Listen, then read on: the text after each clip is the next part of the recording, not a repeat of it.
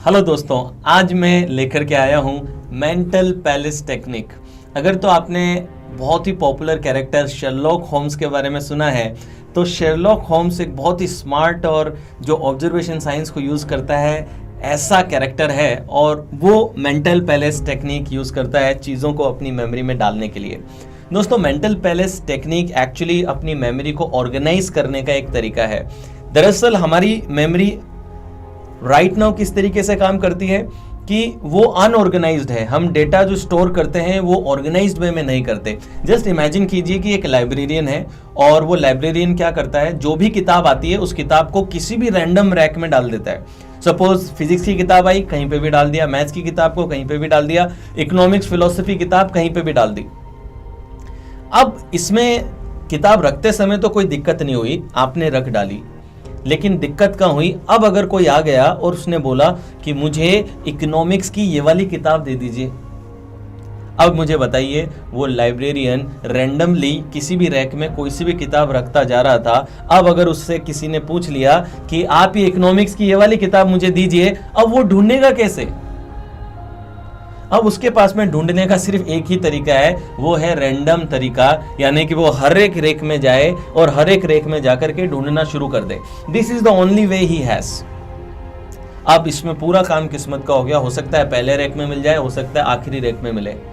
तो ज्यादातर दोस्तों, हम लोगों ने भी इसी प्रकार की लाइब्रेरी बना के रखी है, अनऑर्गेनाइज्ड। जो भी डेटा आता है हम कहीं पे भी उसको डालते जाते हैं। लेकिन अगर सोचिए कि हमारी लाइब्रेरी ऐसी हो कि जो भी किताब आए पहले से ही स्ट्रक्चर बना हुआ है कि इकोनॉमिक्स की सारी किताबें इस रैक में जाएंगी, फिजिक्स की इसमें जाएंगी, फिलॉसफी यहां जाएगी, मैथमेटिक्स यहां जाएगा, साइंस यहां पे जाएगा, और वहां पे भी ऑथर्स के नाम के हिसाब से अल्फाबेटिकल ऑर्डर में अरेंज्ड हो। तो अभी अगर आप बोलेंगे इकोनॉमिक्स की किताब, तो अब आपको रैंडमली सर्च करने की जरूरत नहीं है। आप चुपचाप इकोनॉमिक्स वाले कॉलम में जाएंगे, ऑथर के नाम के हिसाब से सर्च करेंगे और सर्च करके निकाल लेंगे। अगर मैं आपसे पूछूं आपको कैसी लाइब्रेरी चाहिए, आपको कैसी मेमोरी चाहिए, पहले जैसी रैंडम या सेकंड वाली ऑर्गेनाइज्ड? तो दोस्तों, सेकंड वाली ऑर्गेनाइज्ड ही आपका जवाब होगा, मुझे पता है। और सेकंड वाली लाइब्रेरी क्रिएट करने के लिए हम मेंटल पैलेस टेक्निक यूज़ करते हैं। Mental palace technique simple technique है, बट कई बार पहली बार जब आपको पता लगती है तो ऐसा हो सकता है कि ऐसा लगे कि ये डिफ़िकल्ट है, मगर आप 2-3 बार इस वीडियो को देखेंगे और लिखते जाएंगे, नोट्स बनाते जाएंगे मेरे साथ साथ, तो आप देखेंगे कि आपको ईजिली ये समझ में आ जाएगी। और एक बार की मेहनत है, एक बार आपने अपना मेंटल पैलेस बना लिया, उसका जो फायदा है वो जिंदगी भर आपको मिलेगा। ये आम का पेड़ उगाने जैसा काम है, एक बार मेहनत करके उगा लो, फिर फ्रूट्स आपको लाइफ टाइम मिलते रहेंगे। तो देखिए, मेंटल पैलेस के स्टेप्स क्या हैं, कैसे हम उन्हें क्रिएट करते हैं, वो देख लेते हैं जरा। स्टेप नंबर 1 है 7 स्ट्रक्चर्स। आप एटलीस्ट 7 स्ट्रक्चर्स अपने दिमाग में क्रिएट कीजिए। 7 स्ट्रक्चर्स का मतलब क्या है? जैसे कि हमने अपने घर को 10 पार्ट में जोन में डिवाइड किया था पिछले लेसन में, तो जो आपका घर हो गया वो एक स्ट्रक्चर हो गया। ऐसे 7 स्ट्रक्चर्स आप बनाइए। ये आपकी स्कूल हो सकती है, हो सकता है आपकी बचपन की स्कूल, आप बड़े हुए वो स्कूल, आपका कॉलेज, आपकी यूनिवर्सिटी, आपके मामा का घर, नाना का घर, आपके दादा का घर, आपका घर, या फिर कोई शॉपिंग मॉल हो गया। ऐसे 7 स्ट्रक्चर ढूंढिए, ऐसे स्ट्रक्चर जिनका लोकेशंस आपको ऑलरेडी पता है। फॉर एग्जाम्पल, मेरे लिए, मैंने अपनी बचपन की एक स्कूल जहां मैं 1st से 10th तक पढ़ा, उसका स्ट्रक्चर मुझे पूरा क्लियर है कि कहाँ पे प्लेग्राउंड है, कहाँ पे गार्डन है, कहाँ पे कैंटीन थी, कंप्यूटर लैब कहाँ है, फिजिक्स लैब कहाँ है, केमिस्ट्री लैब कहाँ है, प्लेइंग जोन क्या है, सब पता है उसके बारे में। तो ऐसे 7 स्ट्रक्चर्स जिनके बारे में आपको ऑलरेडी पता है। और थोड़े से बड़े स्ट्रक्चर लीजिएगा जो थोड़े बड़े हैं, क्योंकि ज्यादा डेटा आप डाल सकेंगे अगर बड़े स्ट्रक्चर्स लेंगे तो बेस्ट होते हैं universities, colleges, playgrounds, shopping malls, या फिर आप कोई रूट भी ले सकते हैं। अगर आप अपने घर से स्कूल रोज जाते हैं तो बहुत सारे उसके अंदर पड़ाव आते होंगे, बहुत सारे एरियाज आते होंगे, बहुत सारे चौराहे आते होंगे जिनके बारे में आपको अंडरस्टैंडिंग है और जिनकी जो आपकी मेमोरी में है, तो आप रूट्स भी ले सकते हैं। तो ऐसे कोई भी 7 स्ट्रक्चर्स आपको ले लेने, ये फर्स्ट पार्ट है। 7 स्ट्रक्चर लेने के बाद सेकंड है असाइन सब्जेक्ट। सेकंड पार्ट है असाइन सब्जेक्ट। देखिए दोस्तों, मैं ये मान के चल रहा हूं कि आपके 7 सब्जेक्ट हैं, 7 सब्जेक्ट हैं, तो आप क्या करेंगे, हर एक स्ट्रक्चर को एक सब्जेक्ट असाइन कर देंगे। फॉर एग्जाम्पल मेरे लिए 7 स्ट्रक्चर्स, सपोज मेरी बचपन की स्कूल हो गई जहाँ मैंने 11-12 पढ़ा, वो हो गया।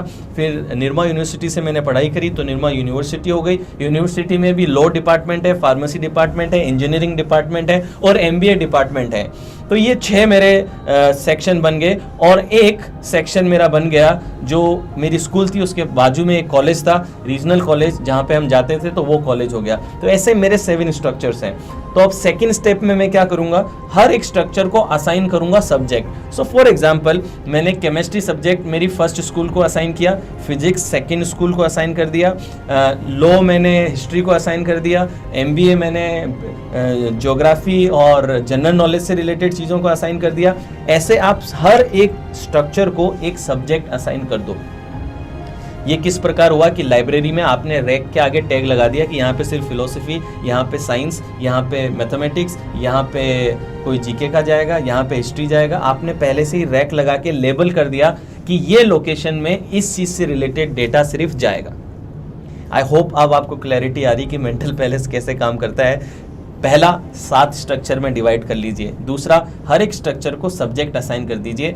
तो सपोज मैंने स्कूल का एग्जांपल लिया था, तो मेरी पहली स्कूल को मैंने केमिस्ट्री असाइन कर दिया, सेकंड स्कूल को फिजिक्स असाइन कर दिया, MBA को मैंने हिस्ट्री, ज्योग्राफी और जनरल नॉलेज असाइन कर दिया, किसी को बायोलॉजी असाइन कर दी। तो इस तरीके से आप कर सकते हैं। दोस्तों राइट नाउ मैं बहुत सारे टॉपिक्स पे प्रोग्राम्स लेता हूँ, बहुत सारे टॉपिक्स पे मैंने एक्सपर्टीज हासिल किया और बहुत सारे टॉपिक्स पे मैं बिना देखे 16-16 घंटे भी कई बार बात करता हूँ। ये सब कुछ इसलिए पॉसिबल हो पाता है बिकॉज मैंने हर एक स्पीच को, हर एक डेटा को अपने मेंटल पैलेस में अंदर लाइब्रेरीज मैंने बना के रखी है और उन मेंटल पैलेस में मैं वो फीड करता रहता हूं। तो आप भी फ्यूचर में बड़े बड़े स्पीचेस आपको याद करने हो, बड़े बड़े एसेज, पूरा का पूरा सब्जेक्ट आपको रिवाइज करना हो, याद करना हो, आप इन स्ट्रक्चर्स की मदद से कर सकते हैं। तो मेंटल पैलेस इतना पावरफुल है। 7 स्ट्रक्चर्स डिवाइड करेंगे, फिर हर एक सब्जेक्ट को एक असाइन कर देंगे एक स्ट्रक्चर।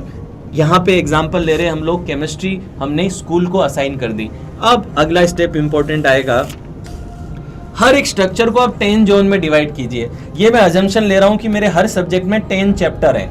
तो सपोज कीजिए मेरे केमिस्ट्री में 10 चैप्टर हैं, केमिस्ट्री मैंने अपनी स्कूल को असाइन करी थी, तो अब मैं स्कूल को 10 एरिया में डिवाइड करूंगा। जैसे अपन ने घर को 10 एरिया में डिवाइड किया था, वैसे ही अब हम स्कूल को 10 एरिया में डिवाइड करेंगे। जैसे कि एक एरिया कंप्यूटर लैब हो गया, एक केमिस्ट्री लैब, एक फिजिक्स लैब, एक पीछे प्लेग्राउंड हो गया, एक गार्डन हो गया, एक कैंटीन हो गया, एक मेरी खुद की क्लास हो गई। ऐसे करके 10 पार्ट्स के अंदर उसको डिवाइड कर लेना है।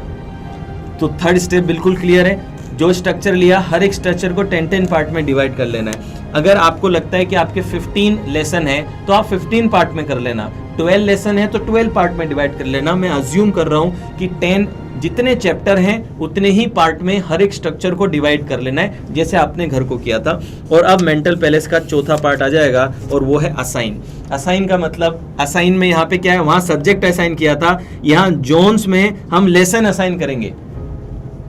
यानी कि स्कूल को केमिस्ट्री डाला, केमिस्ट्री किसको अटैच किया, स्कूल को अटैच किया, स्कूल को 10 पार्ट में डिवाइड किया। और अब सपोज मेरा पहला पार्ट था केमिस्ट्री लैब, सेकंड था फिजिक्स लैब और थर्ड था कंप्यूटर लैब।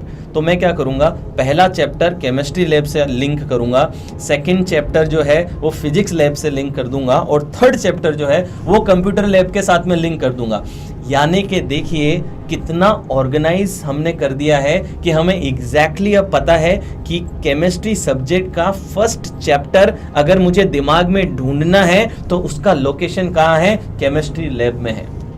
दोस्तों मैंने पहले भी बताया था कि आप आंसर याद करने के लिए आंसर का लोकेशन ढूंढते हैं, लेकिन 2 डायमेंशनल पेपर पे लोकेशन आपको मिलती नहीं है, लेकिन ये 3 डायमेंशनल है। इस वजह से आपको लोकेशन मिलेगी और आपको आंसर भी मिलेगा। Clear everybody? तो ये 4 स्टेप का असाइनमेंट आपको करना है और इसमें मैं एक और स्टेप यहाँ पे ऐड करूंगा, जो स्टेप 5th स्टेप है, एक्स्ट्रा स्टेप है जो आपको लेना है। एक बार अब लेसन असाइन हो गए तो अब आप क्या करेंगे, केमिस्ट्री का पहला लेसन का जो भी लिंक बनाएंगे वो सारे लिंक आप जो असाइन किया है उसी पे ही देखेंगे। फॉर एग्जाम्पल अगर पहला चैप्टर का लिंक मुझे बनाना है तो उसकी जितनी भी स्टोरीज मैं क्रिएट करूंगा वो सारी की सारी स्टोरीज मैं केमिस्ट्री लैब में होते हुए देखूंगा। क्लियर? तो आपको लोकेशन और वो लिंक दोनों चीजें याद रहने की वजह से आपको याद रहेगा कि केमिस्ट्री का फर्स्ट चैप्टर कहां पे है। मैं एग्जांपल दे देता हूं। सपोज कीजिए कि फर्स्ट चैप्टर हमारा केमिस्ट्री लैब में है और स्कूल हमारा स्ट्रक्चर है। तो स्कूल के अंदर केमिस्ट्री लैब में हमने फर्स्ट चैप्टर डाला। अब अगर हम एवरेज देख लें तो एक चैप्टर सपोज 20 पेजेस का है। 20 पेजेस का अगर चैप्टर है, 20 पेजेस का चैप्टर है, एक पेज पे हम समझते हैं कि एवरेज 3 to 4 पैराग्राफ्स आते हैं।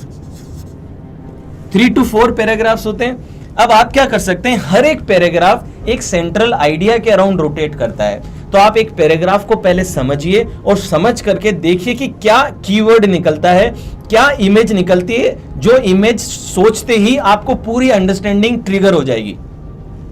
तो आपको क्या करना है, इमेज में कन्वर्ट कर देना है हर एक पैराग्राफ को, यानी कि 4 पैराग्राफ हैं, यानी कि 4 इमेजेस आपके पास में हो जाएंगी। 4 images, every paragraph means 1 image. तो एक पेज पे 4 पैराग्राफ हैं तो 4 इमेजेस आपके पास में हो गई। टोटल 20 पेजेस हैं तो 4 मल्टीप्लाइड बाय 20 कर दीजिए, यानी कि 80 इमेजेस। यानी कि फर्स्ट चैप्टर में टोटल 80 इमेजेस हैं बस, और 80 इमेजेस का लिंक अपने दिमाग में बनाइए। और लिंक की जो स्टोरी है वो कहां रखेंगे कि सब कुछ घटनाएं केमिस्ट्री लैब में हो रही हैं। Everything is happening in the chemistry lab. जब आप स्टोरी बनाते हैं तो यू थिंक ऑफ लोकेशन कि स्टोरी कहां पे चल रही है, राइट? जब आपने बैग और बिल गेट्स और वोटर ये सब देखा था तो आपकी एक लोकेशन भी दिमाग में चल रही थी। सिमिलरली इस केस में लोकेशन आप क्या रखेंगे, केमिस्ट्री लैब रखेंगे। तो यानी कि आपका फर्स्ट चैप्टर जो है अब शब्दों में ना रह करके इमेजेस में कन्वर्ट हो गया है और सिर्फ 80 इमेजेस में रह गया है। इन 80 इमेजेस के जरिए आप पूरा का पूरा चैप्टर याद कर लेंगे। ऐसे ही सेकंड चैप्टर कहां डाल देंगे, फिजिक्स लैब में। थर्ड चैप्टर कहां डाल देंगे, कंप्यूटर लैब में। तो आप देखिए इतना ऑर्गेनाइज्ड आपने अपनी मेमोरी को कर दिया है कि सपोज कीजिए कि आप एग्जाम देने जा रहे हैं, एटलीस्ट आपको ये तो पता ही होता है कि आप किसका एग्जाम देने जा रहे हैं। तो केमिस्ट्री का अगर आपका एग्जाम है तो यानी आपको पता है कि आज क्वेश्चन पेपर में कोई भी क्वेश्चन आ जाए, आंसर कहां मिलेगा, पहले स्ट्रक्चर में मिलेगा, क्योंकि केमिस्ट्री कहां स्ट्रक्चर बना रखा है, ब्रेन के अंदर स्कूल बना रखा है, यानी कि स्कूल में आंसर मिलेगा। मेंटली स्कूल में जाना पड़ेगा आंसर ढूंढने के लिए, इतनी क्लैरिटी आपको है। सेकंड, आपको क्वेश्चन पढ़ के ये तो पता चलता होगा कि वो कौन से चैप्टर से है, इतना तो सबको पता चलता है क्वेश्चन पढ़ के कि कौन से चैप्टर से है। यानी कि जैसे ही आपने क्वेश्चन पढ़ा आपके दिमाग में चैप्टर आया, चैप्टर आते ही आपको पता चल जाएगा कि ये पहले चैप्टर से है, तो यानी आंसर केमिस्ट्री लैब में। तो पहले तो ये पता है कि स्कूल में आंसर, दूसरा ये पता है कि केमिस्ट्री लैब में आंसर, और तीसरा हर क्वेश्चन में आंसर का कोई ना कोई तो इमेज होता ही है। यानी कि आंसर का इमेज देखते ही आपको लिंक का भी आइडिया लगने लगेगा कि ये लिंक कहाँ पे है। फॉर एग्जाम्पल, जैसे ही मैंने न्यूज़पेपर बोला तो आपको मंकी भी दिमाग में आ रहा था, लिंक के आगे की पिक्चर्स भी दिमाग में आ रही थी, लिंक के पीछे की पिक्चर्स भी दिमाग में आ रही थी। सिमिलरली जैसे ही क्वेश्चन की कोई इमेज आएगी तो आपको लिंक दिमाग में आने लगेगा, ट्रिगर होने लगेगा, जिससे कि आपको आंसर मिलने लगेगा। अगर तो अंडरस्टैंड किया था उसको और राइट लिंक बनाया था तो 100% आप उसको रिकॉल कर पाएंगे। सो दोस्तों, this is the power of mental palace. इतना अमेजिंगली आप ऑर्गेनाइज कर सकते हैं अपनी मेमोरी को if you use mental palace technique. तो आज ही एक्शन लेंगे आप। एक्शन क्या लेंगे, सबसे पहले 7 स्ट्रक्चर्स बनाइए। 7 स्ट्रक्चर्स बनाने के बाद में हर एक सब्जेक्ट एक स्ट्रक्चर को असाइन कर दीजिए, फिर हर एक स्ट्रक्चर को 10 पार्ट में डिवाइड कीजिए और हर एक पार्ट को एक चैप्टर असाइन कर दीजिए। और उसके बाद में आप जो भी चैप्टर पढ़ रहे हैं उनके पैराग्राफ की आइडियाज को इमेज में कन्वर्ट कीजिए और उन इमेजेस का आपस में लिंक बना लीजिए, एक स्टोरी क्रिएट कर लीजिए।